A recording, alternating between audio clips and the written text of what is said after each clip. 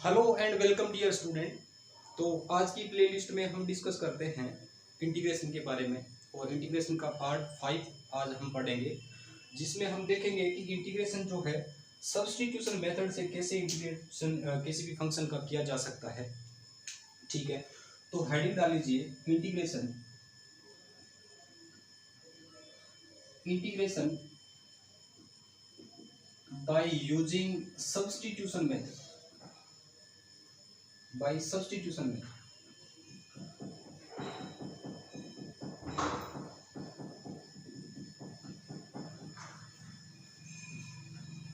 ठीक है, तो सबसे पहले तो हम ये देखेंगे कि किसी भी फंक्शन में इंटीग्रेशन किसी भी फंक्शन का अगर आपको इंटीग्रेशन करना है तो उसमें सब्स्टिट्यूट करने से क्या होता है और किस तरह से फ्रेम किया हुआ होगा क्वेश्चन, जिसमें हमें पता चलेगा कि ये जो क्वेश्चन है वो इंटीग्रेशन में इसमें सब्स्टिट्यूट करके ही ये इंटीग्रेट किया जा सकता है, अदरवाइज नहीं।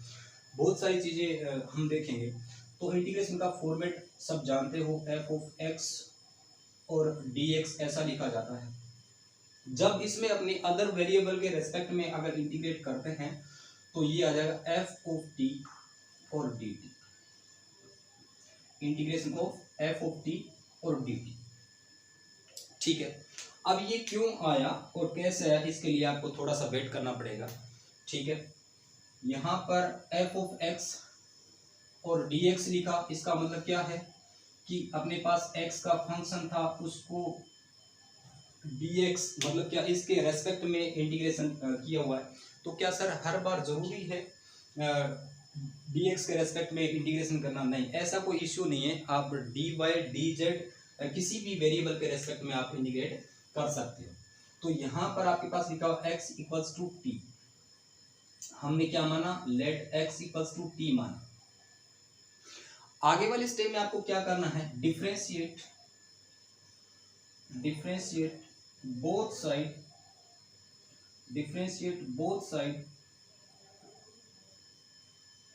With respect x। आपको अच्छा सर बात समझ आ गई। अपने पास पहले जो वेरिएबल x था उसकी जगह पर आपने नया वेरिएबल यहां पर माना। यस, आपने यहां पर सही समझा। आपके पास जो वेरिएबल होगा उसके प्लेस पे आपको अदर वेरिएबल सब्स्टिट्यूट करना रहेगा।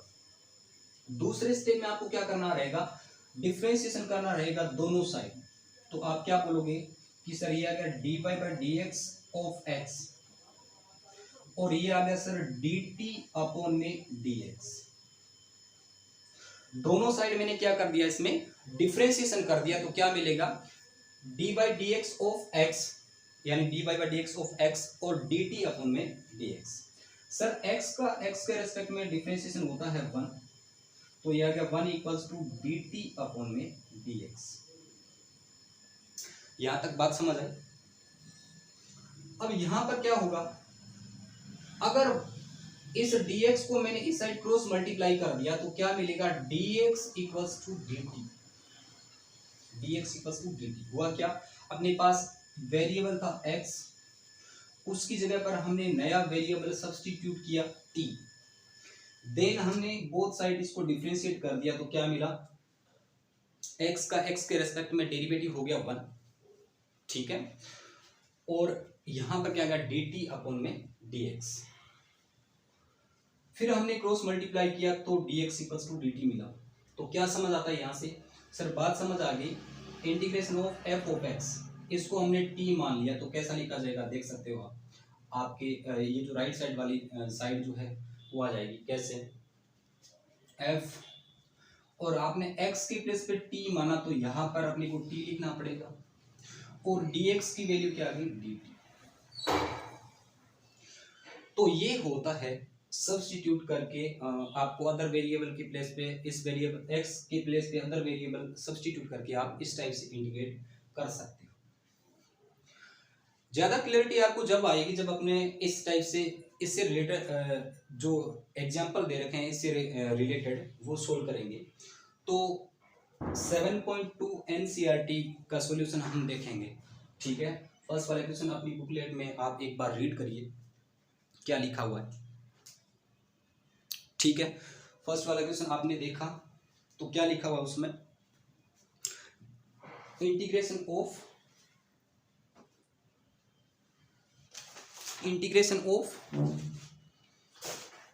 2x अपॉन में 1 प्लस एक्स स्क्वायर। ठीक है, एक्सरसाइज 7.2 और फर्स्ट वाला क्वेश्चन क्या है। और इसमें हम ये भी देखेंगे कि जैसे सर अभी तो हमने ये थ्योरी पढ़ी है कि सब्स्टिट्यूट करके इंटीग्रेशन हम कर रहे हैं, तो पहले थ्योरी पढ़ ली, तो उससे रिलेटेड एग्जांपल पढ़ेंगे। तो सर हमें एग्जाम में कैसे पता चलेगा कि ये इंटीग्रेशन सब्स्टिट्यूट से ही होगा, वो भी हम जिक्र करेंगे। तो सबसे पहले आप आइडेंटिफाई कैसे करोगे वो भी मैं आपको बताऊंगा कि ये क्वेश्चन सब्स्टिट्यूशन मेथड से ही होगा। फर्स्ट वाला क्वेश्चन लिखा हुआ है 2x अपॉन में 1 प्लस एक्स स्क्वायर और dx, ये आपको इंटीग्रेट करना है। तो सबसे पहली बात, आप t किसको मानोगे। ठीक है, आपके पास यहां पर न्यूमरेटर में लिखा हुआ है 2x और डिनोमिनेटर में लिखा हुआ है 1 प्लस एक्स स्क्वायर। टी हमेशा उस फंक्शन को माना जाएगा जिसमें उसका डेरिवेटिव प्रेजेंट है। पूरे जब भी सब्स्टिट्यूशन का क्वेश्चन आएगा तो उसमें आपको दोनों को टी मान के देखना है, जिसका डेरिवेटिव प्रेजेंट हो उसी को टी मानना है। जैसे इसका डेरिवेटिव कैलकुलेट करो 2x, तो डेरिवेटिव कितना मिला 2। 1 प्लस एक्स स्क्वायर को आपने डिफरेंशिएशन इसका आपने किया तो क्या मिलेगा सर 1 का हो जाएगा 0। ये बातें आपको जो है ऐसे ही करनी है, नॉर्मली सोल्व करके नहीं देखना है, क्योंकि नॉर्मल डिफरेंशिएशन होते हैं तो उसको आपको एक बार सीधा ही सोल्व करके देखना है मन में। ठीक है, तो 1 का हो गया 0, एक्स स्क्वायर का डेरिवेटिव हो गया 2x, तो क्या 2x प्रेजेंट है क्या, यस सर, बात समझ आ गई। उसी को t माना जाएगा जिसका डेरिवेटिव प्रेजेंट हो। तो हमें किसका डेरिवेटिव प्रेजेंट मिला यहाँ पर 1 प्लस एक्स स्क्वायर, बस उसी को t मान लो। तो सॉल्यूशन इसका हम कर रहे हैं। ठीक है, 1 प्लस एक्स स्क्वायर क्या लिखेंगे, let 1 plus X square equals to T, ये आपने मान लो।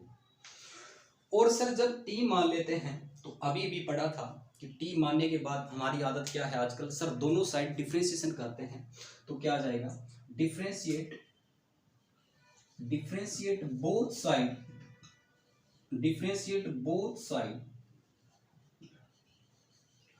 विद रिस्पेक्ट x के रिस्पेक्ट में आपने अगर दोनों साइड यहां पर डिफरेंशिएट कर दिया है तो क्या मिलेगा कि सर यहां पर 1 का हो गया 0 और ये हो गया x की पावर n से इसको कंपेयर किया तो कितना हो जाएगा, nx की पावर n माइनस 1 होता है। तो सर ये हो गया 2x और t का डिफरेंशिएशन हो गया सर dt अपॉन में dx। ठीक है, अब आप क्या करोगे, 2x और 0 प्लस में 2x हो गया 2x और इस dx को इसके साथ मल्टीप्लाई, इस साइड क्रॉस मल्टीप्लाई कर दिया तो 2x dx इक्वल्स टू कितना मिला dt। सर बात समझ आ गई, 2x dx के प्लेस पे हम dt यहां पर रख सकते हैं। ठीक है, तो अपने पास जो है इंटीग्रेशन इसका कितना मिलना चाहिए, 2x dx को तो यहां पर आपने dt बोल दिया। ठीक है, 2x dx के प्लेस पे हम dt रख सकते हैं, ये लो dt रखा अपॉन 1 प्लस एक्स स्क्वायर को आपने t मान लिया। ठीक है, अब ये देख के बताओ कि ये इसकी शक्ल कैसी है। इसकी शक्ल तो सर 1 अपॉन एक्स जैसी है और 1 अपॉन एक्स का आप इंटीग्रेशन कैलकुलेट करना जानते हो। ठीक है, तो 1 अपॉन एक्स का इंटीग्रेशन हम जानते हैं 1 अपॉन एक्स dx होता है sir log mod of x और प्लस में c।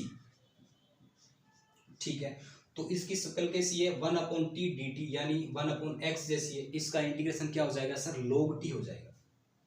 इंटीग्रेशन क्या हो जाएगा log t और प्लस में c, इंटीग्रेशन क्या हो जाएगा इसका log t प्लस में c।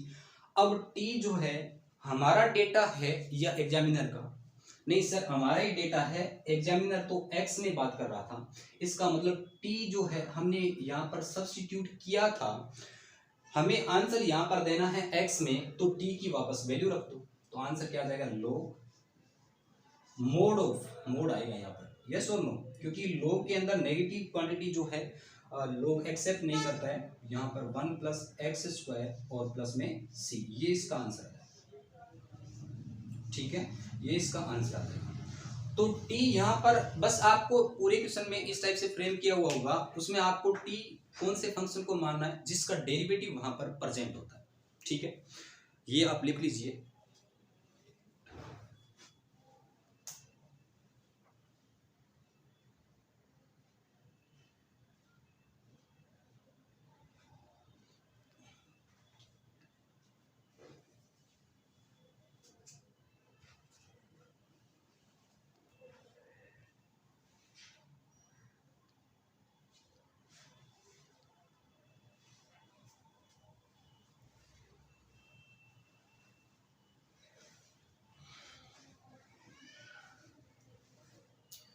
ठीक है, बढ़े आगे।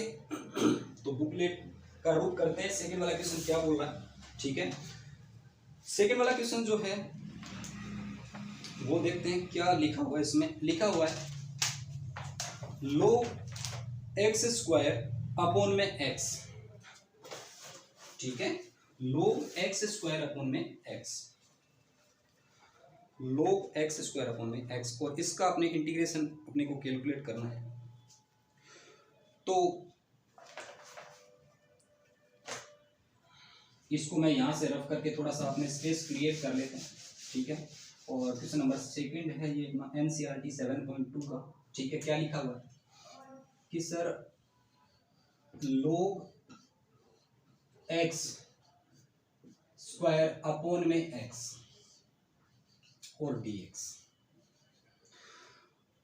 अब यहां पर t किस फंक्शन को मानना चाहिए जिसका डेरिवेटिव प्रेजेंट हो। बस आपने ये देख लिया ना, तो फिर सब्स्टिट्यूशन मेथड का कोई सा क्वेश्चन हो आप आराम से कर सकते हो। जैसे मैंने यहाँ पर x को अगर t रखा होता तो x का डेरिवेटिव होता है 1, कोई मतलब नहीं।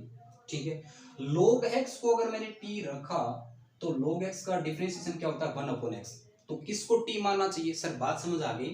log x का डेरिवेटिव यहाँ पर प्रेजेंट है, तो जिसका डेरिवेटिव प्रेजेंट होता है उसको ही आपको टी सब्स्टिट्यूट करना है। टी सब्स्टिट्यूट को किसको करोगे, जिसका डेरिवेटिव प्रेजेंट हो। तो अपने क्या बोलेंगे कि let log x equals to T, X के प्लेस पे log x के प्लेस पे आपने टी सब्स्टिट्यूट कर दिया यहाँ पर। और जैसे ही हम टी मानते हैं उसके बाद में हम क्या करते हैं सर, डिफरेंशिएशन करते हैं। तो क्या बोलोगे कि sir differentiate both side with respect x।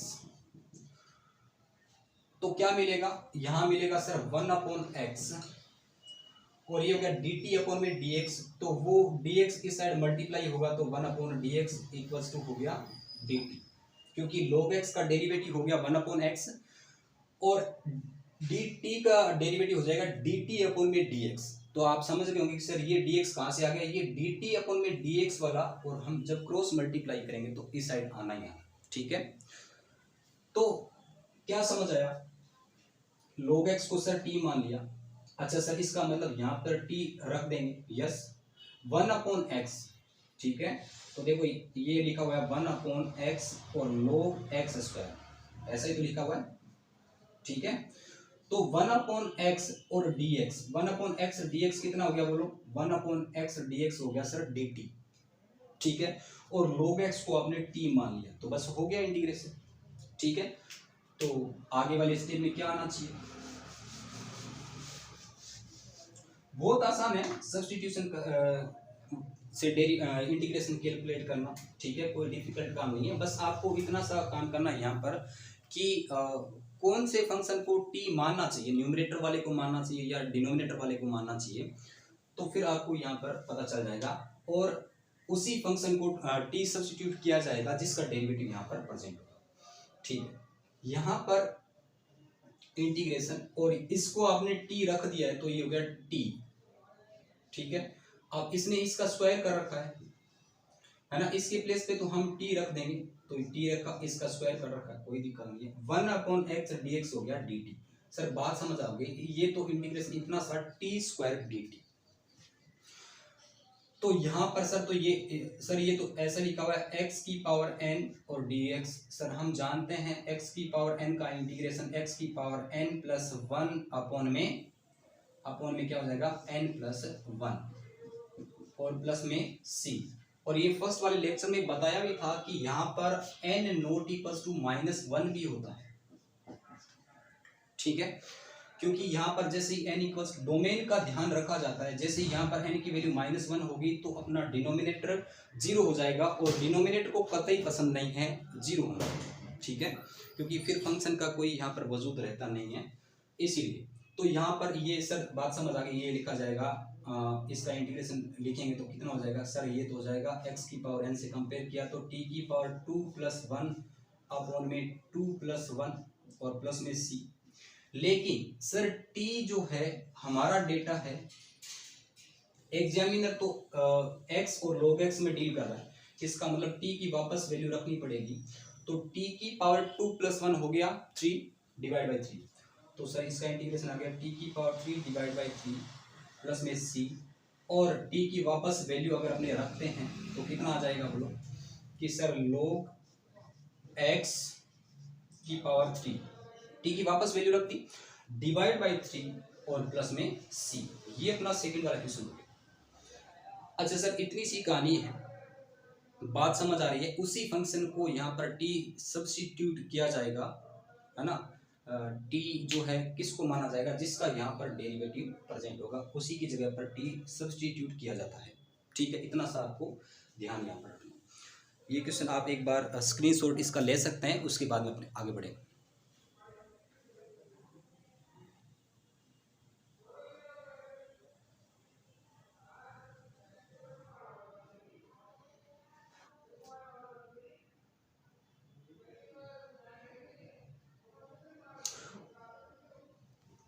Seven point one, अगर आपको 7.1 का सॉल्यूशन देखना है तो आपको प्लेलिस्ट मिल जाएगी, जिसमें 7.1 के जितने भी क्वेश्चन हैं वो यहाँ पर सोल्व कर रखे हैं, आप देख सकते हैं, ठीक है। 7.1 में बस बेसिक इंटीग्रेशन गिवन है, ठीक है, तो आगे बढ़ सकते हैं, इसको मैं यहाँ से रफ कर सकता हूँ। और अब आप अपनी बुकलेट NCERT 7.2 और क्वेश्चन नंबर 3 एक बार देखो क्या लिखा हुआ है।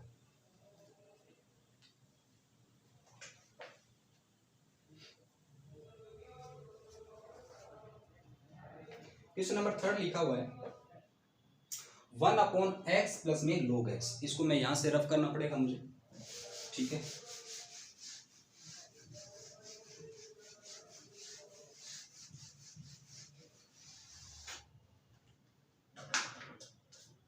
सेवन पॉइंट 3 और ये कौन सा क्वेश्चन है, 1/x प्लस में x log x और dx, ये आपको इंटीग्रेशन कैलकुलेट करना है। अब यहां पर सर मैं कौन से फंक्शन को t मानूं, सबसे पहले आपको यहां पर थोड़ा सा सोचना पड़ेगा कि t किसको मानना चाहिए, कि सर मैं अगर log x को t मानूं, log x को अगर मैं t मानता हूं तो 1/x, लेकिन ये प्लस में दे रखा है, ऐसे तो है नहीं कि 1/x की जगह पर 1/x dx की जगह पर t रखा, तो फिर इस x का क्या करेंगे। इसका मतलब सर यहाँ पर बात समझ आती है, मैंने बोला क्या कि देखो सर यहाँ पर x कॉमन ले सकते हैं, बिल्कुल आपने सही सुना, यहाँ पर x आप एक बार कॉमन लोगे तो आपके पास क्या मिलना चाहिए, आपने यहाँ से x अगर कॉमन निकाला तो क्या मिलेगा, x कॉमन निकाला तो सर, अच्छा सर ये तो ऐसे लिखा हुआ है, इसका सोल्यूशन अपने यहाँ पर देख रहे हैं, ठीक है। x अगर आपने यहाँ पर कॉमन निकाला है तो क्या मिलेगा कि सर ये तो ऐसे लिखा हुआ है 1/x, कॉमन ले सकते हैं तो 1 प्लस में log x और dx, सर ये तो ऐसे लिखा हुआ, बिल्कुल ये ऐसे ही लिखा हुआ है, ठीक है, x कॉमन लिया तो 1 प्लस में log x, ठीक है। अब क्या किया जाना चाहिए, अब देखो अगर मैं 1 प्लस log x पूरे को अगर t मानता हूं तो काम हो जाएगा, क्या बोलो हाँ या ना। मैंने यहां पर 1 प्लस log x को पूरे को t मान लिया तो क्या होगा, अगर मैंने 1 प्लस log x को मैंने t मान लिया तो क्या होगा सर, t मानने के बाद तो डेरिवेटिव करना पड़ेगा, डिफरेंशिएशन करना पड़ेगा, यस एग्जैक्टली। तो यहाँ पर क्या होगा सर, 1 का डेरिवेटिव हो जाएगा 0 और log x का हो गया सर 1/x, और ये हो गया सर dt अपॉन में dx, t का कितना हो जाएगा dt अपॉन में dx। अब यहाँ पर क्या करोगे, dx का अगर आपने क्रॉस मल्टीप्लाई कर दिया है तो आपको क्या मिलेगा बताओ, कि सर ये होगा 1/x और dx इक्वल्स टू हो गया dt। बस इंटीग्रेशन कंप्लीट हो गया। आपने हर एक क्वेश्चन में आपको इतना सा देखना है कि t किसको मानना चाहिए, बस वहीं पर क्वेश्चन कंप्लीट हो जाएगा। ठीक है, फिर आगे वही फॉर्मेट आ जाएगा। तो यहाँ पर 1/x dx हो गया dt, तो 1/x और dx हो गया dt, यानी किस किस के प्लेस पे dt आ गया, 1/x और dx के प्लेस पे आ गया dt। ठीक है, और 1 प्लस एक्स log x को आपने मान लिया t, तो इंटीग्रेशन कितना सा बचा है सर, ये इतना सा बचा है 1/t और dt। सर इसकी शक्ल तो 1/x जैसी है। ठीक है, हमें शक्ल किसका, ये 1/x जैसा, तो 1/x का इंटीग्रेशन क्या होता है, log mod ऑफ x होता है। यस, इसका मतलब सर इसका इंटीग्रेशन तो log mod ऑफ t होना चाहिए। Yes, log mod of t होना चाहिए और प्लस में c होना चाहिए। ठीक है, और t सर हमारा डेटा है, एग्जामिनर तो x और log x इसमें डील कर रहा है। ठीक है, इसका मतलब t की वापस वैल्यू रखनी पड़ेगी। यस, t की वापस वैल्यू रखोगे तो 1 प्लस में log x और प्लस में क्या आ जाएगा, c आ जाएगा। और इस c के बारे में अगर आपके मन में किरकिराहट है तो फर्स्ट वाला लेक्चर आप देख सकते हैं कि c यहाँ पर क्यों आता है। ठीक है, ये अपना क्वेश्चन नंबर 3 था। आप अपनी एक बार इसका स्क्रीनशॉट ले सकते हैं या फिर नोटबुक में लिखना चाह रहे हो तो लिख सकते हैं। ठीक है,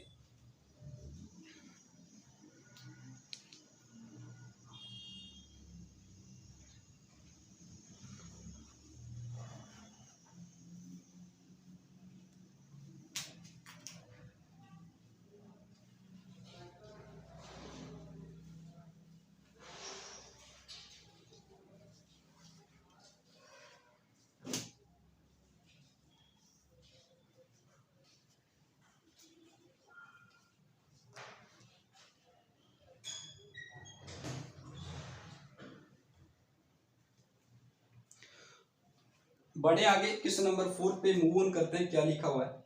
ठीक है, इसको मैं यहां से रफ कर रहा हूं।